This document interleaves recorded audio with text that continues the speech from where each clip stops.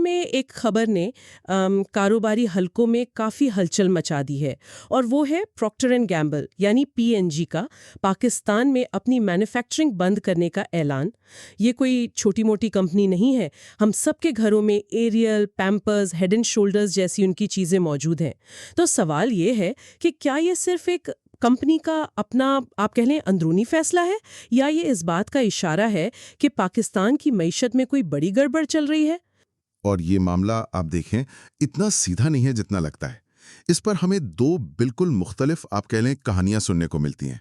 एक तरफ एक बयानिया है जो कहता है कि परेशानी की कोई बात नहीं है, ये सब मामूल का हिस्सा है, और दूसरी तरफ वो आवाजें हैं जो कह रही हैं कि ये एक खतरे की घंटी है जिसे हम नजरअंदाज कर रहे हैं। तो चूंकि ये सारी बहस पीएनजी के ऐलान से शुरू हुई, तो यही नाम सबकी जुबान पर है। आइए पहले इसी गुत्थी को सुलझाने की कोशिश करते हैं। हमें जो सरकारी या कारोबारी वजाहत दी जा रही है वो क्या है? देखें, जो पहली वजाहत है वो overseas investors chamber of commerce and industry यानी OICCI की तरफ से आई है। उनका मौक़िफ़ बहुत वाज़ेह है कि इस फैसले को पाकिस्तान के हालात से जोड़ना दुरुस्त नहीं है। उनके मुताबिक पीएनजी एक बहुत बड़े आलमी मंसूबे पर काम कर रही है जिसे ग्लोबल रीस्ट्रक्चरिंग प्लान कहते हैं। इस मंसूबे के तहत उन्होंने सिर्फ पाकिस्तान में ही नहीं बल्कि दुनिया भर में तकरीबन 7,000 मुलाजमतें ख़त्म की हैं। 7,000? ये तो बहुत बड़ा नंबर है। जी बिल्कुल, और अर्जेंटाइन और अफ्रीका के कुछ ममालिक से भी अपने ऑपरेशन समेटे हैं। तो इस नज़रिए के मुताबिक पाकिस्तान इस आलमी तब्दीली का सिर्फ एक छोटा सा हिस्सा है। पीएनजी जैसी कंपनी अरबों डॉलर के फैसले सिर्फ आलमी तंजीम नो के नाम पर तो नहीं करती, वो मुस्तकबिल को भांप लेते हैं। 25 करोड़ लोगों की मार्केट को कोई ऐसे ही तो नहीं छोड़ देता कि उन्हें पाकिस्तान के मुस्तकबिल में कोई बड़ा खतरा नजर आ रहा है। यही दूसरा और ज्यादा तशवीशनाक नुक्ता है जो हमारे ज़राए उठाते हैं। नाकिदीन का सवाल ही यही है कि ठीक है, ये एक आलमी तंजीम नौ है, लेकिन इस तंजीम नौ का हिस्सा बनने के लिए पाकिस्तानी क्यों मुंतखब हुआ? सही बात है, भारत या बांग्लादेश क्यों नहीं? बिल्कुल, और साबिक सदर आरिफ अलवी ने भी एक दिलचस्प बात की निशानदेही की है कि सिर्फ 2021 में पीएनजी के आलमी सरबराह पाकिस्तान आए थे और यहाँ की मार्केट के बारे में बड़े पुरजोश थे। कह रहे थे कि यहाँ तरक्की की बहुत गुंजाइश है। तो 2 साल में ऐसा क्या बदल गया? हाँ, ये वाकई सोचने वाली बात है। इसी पर दूसरा नजरिया सामने आता है। इसके मुताबिक ये बड़ी मल्टीनेशनल कंपनियां सिर्फ साबुन और शैम्पू नहीं बेचती हैं। उनके पास इंटेलिजेंस इकट्ठा करने के बहुत जदीद और मजबूत निज़ाम होते हैं। वो कंट्रोल रिस्क्स जैसी खुसूसी फर्मों की खिदमात हासिल करती हैं जिनका काम ही किसी मुल्क के सियासी और माशी मुस्तकबिल का गहराई से तज्जिया करना होता है। अच्छा, यानी ये रिस्क मैनेजमेंट फर्म्स होती हैं। जी, ये फर्में उन्हें बताती हैं कि अगले 5 से 10 सालों में इस मुल्क में उनकी सरमायाकारी महफूज रहेगी या नहीं। इस नज़रिए के मुताबिक पीएनजी का यहाँ से अपनी फैक्ट्रियां बंद करना दरअसल उनकी इंटेलिजेंस रिपोर्ट्स का नतीजा है, जो शायद पाकिस्तान के मुस्तकबिल के बारे में कोई अच्छी तस्वीर पेश नहीं कर रहे हैं।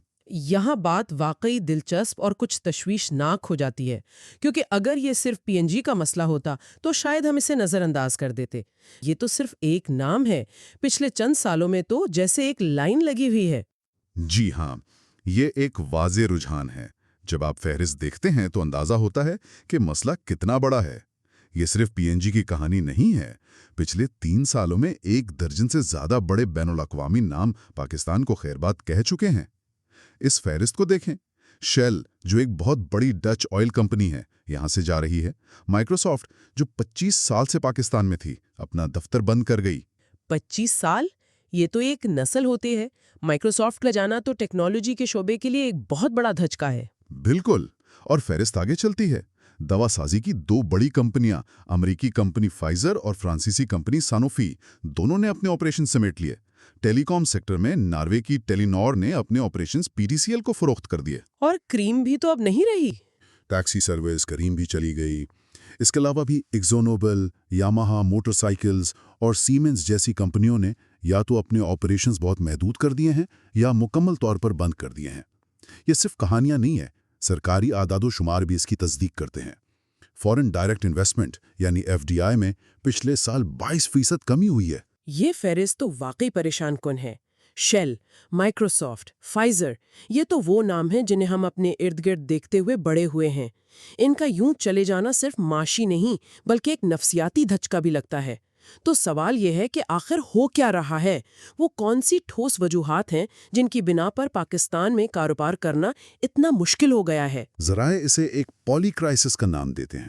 پولی کرائسس، اس کا کیا مطلب ہوا؟ مطلب یہ کوئی ایک مسئلہ نہیں ہے، بلکہ کئی بحران ہیں جو ایک دوسرے سے جڑے ہوئے ہیں اور مل کر ایک بہت بڑی رکاوٹ بنا رہے ہیں۔ آئیے انہیں ایک ایک کر کے دیکھتے ہیں۔ سب سے پہلے تو خالص معاشی عوامل ہیں۔ اس میں سر فہرست ہے کاروبار کرنے کی لاگت، یعنی کاسٹ آف ڈوئنگ بزنس۔ اور اس میں سب سے بڑا مسئلہ بجلی کا ہے نا؟ ہم ہر روز سنتے ہیں کہ صنعتیں بجلی کے بلوں سے پریشان ہیں۔ بالکل، پاکستان میں صنعتوں کے لیے بجلی کی قیمتیں پورے خطے میں، یعنی بھارت، بنگلہ دیش اور ویتنام میں سب سے زیادہ ہیں۔ ہماری صنعت کو بجلی تقریباً 16 سے 18 سینٹ فی یونٹ پڑتی ہے، جبکہ ہمارے مقابلے میں ویتنام میں یہ 8 سے 10 سینٹ ہے۔ یعنی تقریباً دگنا فرق ہے۔ جی، آپ خود سوچیں، ایک فیکٹری جو ایک چیز بنا رہی ہے، اس کی آدھی لاگت تو صرف بجلی پر چلی جاتی ہے، اور اس کی وجہ صرف مہنگی بجلی پیدا کرنا نہیں، بلکہ بجلی کی چوری اور بلوں کی عدم وصولی کا بوجھ بھی ایمانداری سے بل دینے والی صنعتوں پر ڈال دیا جاتا ہے۔ ٹھیک ہے، تو ایک طرف آسمان چھوتی لاگت ہے، اس کے علاوہ اور کیا معاشی مسائل ہیں؟ دوسرا بڑا مسئلہ ٹیکس ہے۔ ملٹی نیشنل کمپنیوں کے لیے کارپوریٹ ٹیکس کی شرح 39% تک پہنچ جاتی ہے، جو دنیا میں سب سے زیادہ شرحوں میں سے ایک ہے۔ لیکن ان سب سے بڑا خطرہ جو غیر ملکی سرمایہ کاروں کے لیے ایک ڈراونے خواب کی طرح ہے، وہ ہے ہماری کرنسی کی بے قدری۔ اس نقطے کو ذرا تفصیل سے سمجھائیں، یہ اتنا بڑا خطرہ کیوں ہے؟ سوچیں ذرا، ایک غیر ملکی کمپنی نے 2017 میں پاکستان میں $100 ملین کی سرمایہ کاری کی۔ اس وقت ڈالر تقریباً $100 کا تھا، تو انہوں نے 10 ارب روپے لگائے۔ آج وہ کمپنی اگر اپنا منافع واپس لے جانا چاہے تو ڈالر $280 کا ہے۔ ان کی $100 ملین کی سرمایہ کاری کی قدر اب صرف $35 ملین رہ گئی ہے۔ یعنی ان کی سرمایہ کاری 1/3 سے بھی کم ہو گئی۔ بالکل۔ حبیب بینک کے خریدار کی مثال، جب انہوں نے بینک میں حصہ خریدا تھا تب ڈالر $60 کا تھا۔ $60 کا؟ جی، آج ان کی سرمایہ کاری ڈالر کے لحاظ سے منفی میں جا چکی ہے۔ یہ کسی بھی سرمایہ کار کے لیے ناقابل برداشت ہے، اور اس پر مزید ستم یہ کہ جب وہ منافع کما بھی لیں تو ملک میں ڈالر کی کمی کی وجہ سے انہیں اپنا پیسہ واپس لے جانے کی اجازت ہی نہیں ملتی۔ تو یہ تو ایک پرفیکٹ طوفان ہے۔ آپ کے اخراجات بجلی کی وجہ سے بڑھ رہے ہیں، آپ کا منافع ٹیکس کی وجہ سے کم ہو رہا ہے، اور جو کچھ بچتا ہے اس کی قدر روپے کی گراوٹ کی وجہ سے ختم ہو رہی ہے۔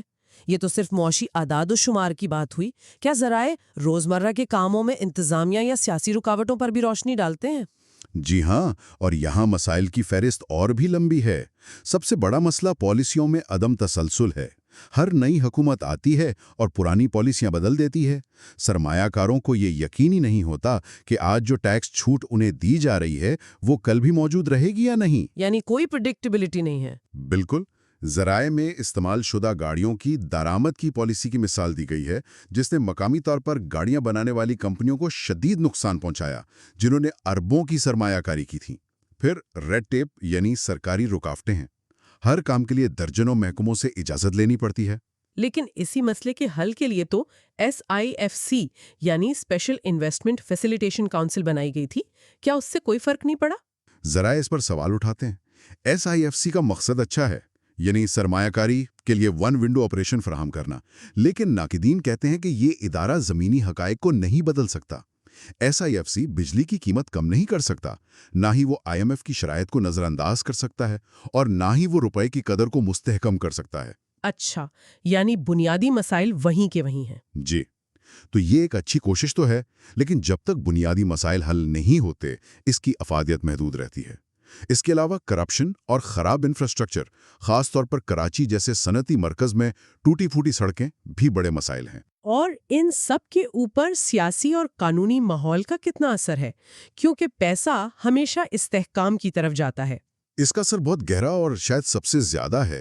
پچھلے کچھ سالوں سے ملک میں جو سیاسی عدم استحکام ہے اور ایک مقبول سیاسی جماعت کے خلاف جس طرح کی کارروائیاں ہوئی ہیں، اس نے غیر یقینی کا ماحول پیدا کر دیا ہے۔ سرمایہ کار یہ دیکھتا ہے کہ ملک کی سمت کیا ہے۔ بلوچستان، خیبر پختونخوا اور آزاد کشمیر میں جو بے چینی کی لہر ہے وہ بھی انہیں خوفزدہ کرتی ہے۔ لیکن ان سب سے بڑھ کر جس چیز نے سرمایہ کاروں کے اعتماد کو سب سے زیادہ ٹھیس پہنچائی ہے وہ ہے قانون کی حکمرانی کا فقدان۔ یعنی عدالتی نظام پر اعتماد کی کمی۔ بالکل، سرمایہ کاری کی سب سے پہلی شرط یہ ہوتی ہے کہ اگر آپ کے ساتھ کوئی دھوکہ ہو یا آپ کا معاہدہ توڑا جائے تو آپ کو ملکی عدالتوں سے انصاف ملے گا، آپ کے اثاثے محفوظ رہیں گے۔ ذرائع کے مطابق جب سرمایہ کاروں کو یہ یقین نہیں رہتا کہ انہیں عدالتوں سے بروقت اور شفاف انصاف ملے گا تو وہ اپنا پیسہ خطرے میں نہیں ڈالتے۔ یہ تو ایک ڈیل بریکر ہو گیا۔ جی، یہ ایک ڈیل بریکر ہے۔ جب عدالتی نظام پر اعتماد ختم ہو جاتا ہے تو سرمایہ کاری کا اعتماد بھی ختم ہو جاتا ہے۔ یہ تو ایک بہت ہی جامع اور پریشان کن تصویر ہے۔ تو اب سوال یہ ہے کہ ان سب کا پاکستان کے لیے اصل مطلب کیا ہے؟ کچھ لوگ کہہ سکتے ہیں کہ اگر ایک صابن بنانے والی کمپنی چلی گئی تو کیا ہوا؟ کوئی مقامی کمپنی ویسا ہی صابن بنا لے گی۔ کیا یہ سوچ درست ہے؟ یہ سوچ انتہائی سادہ اور خطرناک ہے۔ اصل نقصان صرف ایک برانڈ کا بازار سے غائب ہونا نہیں ہے، اس کے اثرات بہت گہرے ہیں۔ سب سے پہلا اور بڑا نقصان ڈاکیومنٹڈ اکانومی کو ہوتا ہے۔ اچھا، وہ کیسے؟ ملٹی نیشنل کمپنیاں اپنی ایک ایک روپے کی فروخت کو ریکارڈ پر لاتی ہیں اور اس پر پورا ٹیکس ادا کرتی ہیں۔ یہ کمپنیاں پاکستان کے سب سے بڑے ٹیکس دہندگانوں میں شامل ہیں۔ جب ان کی جگہ کوئی مقامی کمپنی لیتی ہے، اس بات کا بہت زیادہ امکان ہوتا ہے کہ وہ ٹیکس بچانے کے لیے اپنی اصل آمدنی چھپائے اور فروخت کم دکھائے۔ اس سے قومی خزانے کو اربوں روپے کا براہ راست نقصان ہوتا ہے۔ یعنی معیشت کا وہ حصہ جو قانونی اور دستاویزی ہے وہ سکڑ جاتا ہے اور کالا دھن بڑھتا ہے۔ یہ تو ہوا ٹیکس کا نقصان۔ مہارت اور ٹیلنٹ کے حوالے سے کیا نقصان ہوتا ہے؟ یہ دوسرا بڑا نقصان ہے۔ یہ کمپنیاں صرف پیسہ اور فیکٹریاں نہیں لاتی، وہ اپنے ساتھ عالمی معیار کی انتظامی مہارت، جدید ٹیکنالوجی اور کام کرنے کے بہترین طریقے یعنی بیسٹ پریکٹسز بھی لاتی ہیں۔ وہ مقامی ٹیلنٹ کو تربیت دیتی ہیں، انہیں عالمی سطح پر کام کرنے کے مواقع فراہم کرتی ہیں۔ صحیح۔ جب کوئی پاکستانی مینیجر پی این جی یا شیل میں کام کرتا ہے تو وہ عالمی معیار کی تربیت حاصل کرتا ہے۔ جب یہ کمپنیاں چلی جاتی ہیں تو ہمارے نوجوانوں کے لیے یہ موقع ختم ہو جاتے ہیں۔ اور یہ ایک طرح کا برین ڈرین بھی تو ہے، کیونکہ بہترین ٹیلنٹ پھر ملک سے باہر مواقع تلاش کرتا ہے۔ بالکل، اور ظاہر ہے اس سے دنیا بھر میں ایک منفی پیغام بھی جاتا ہے۔ سرمایہ کاری لائی نہیں جاتی، وہ اچھے ماحول کو دیکھ کر خود آتی ہے۔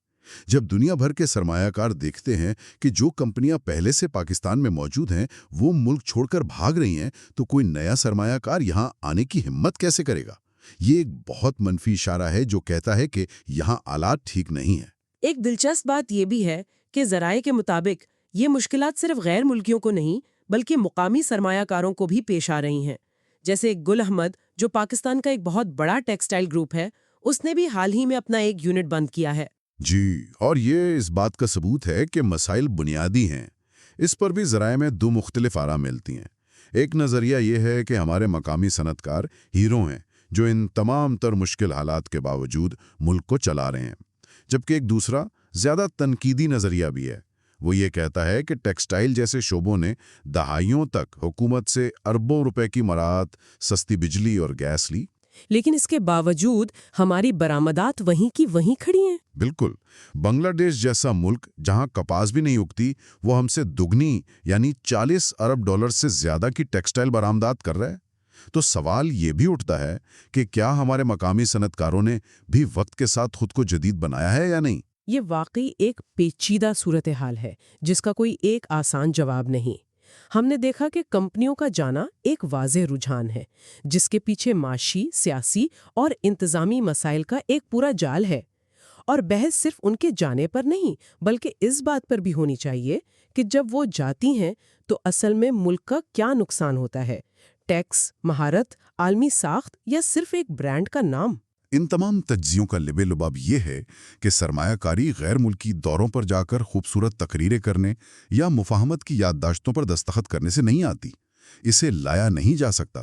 زمینی حقائق کو بدلنے کی ضرورت ہے۔ جب تک توانائی کی قیمتیں، ٹیکس کا نظام، پالیسیوں میں استحکام اور سب سے بڑھ کر قانون کی حکمرانی جیسے بنیادی مسائل حل نہیں ہوتے، سرمایہ کاری کو راغب کرنا تقریباً ناممکن ہے۔ ہمارے ذرائع ایک بہت اہم بات کہتے ہیں۔ سب سے پہلے پاکستانی سرمایہ کار کو اپنے ملک پر اعتماد ہونا چاہیے۔ سیمسنگ نے ویتنام میں اربوں ڈالر کی سرمایہ کاری کی اور وہاں دنیا کی سب سے بڑی فون فیکٹریاں لگائیں۔ ایسا اس لیے نہیں ہوا کہ ویتنام کے رہنما سیمسنگ کے پاس مدد مانگنے گئے تھے، ایسا اس لیے ہوا کہ ویتنام نے خاموشی سے اپنے اندرونی حالات ٹھیک کیے۔ انہوں نے اپنی آبادی کو تعلیم دی، ملک میں نظم و ضبط قائم کیا اور سرمایہ کاروں کو مستحکم اور قابل بھروسہ پالیسیاں دیں۔ یہ ہمیں اس ایک آخری سوال پر چھوڑ جاتا ہے جس پر ہمارے سامعین کو سوچنا چاہیے۔ کیا ہمارا اصل مسئلہ یہ ہے کہ ہم دنیا کے سامنے اپنی مارکیٹ کو بیچنے میں ناکام ہیں، یا مسئلہ خود وہ پروڈکٹ یعنی پاکستان کا کاروباری ماحول ہی ہے جو اب ایک بنیادی اور مکمل مرمت کا محتاج ہے؟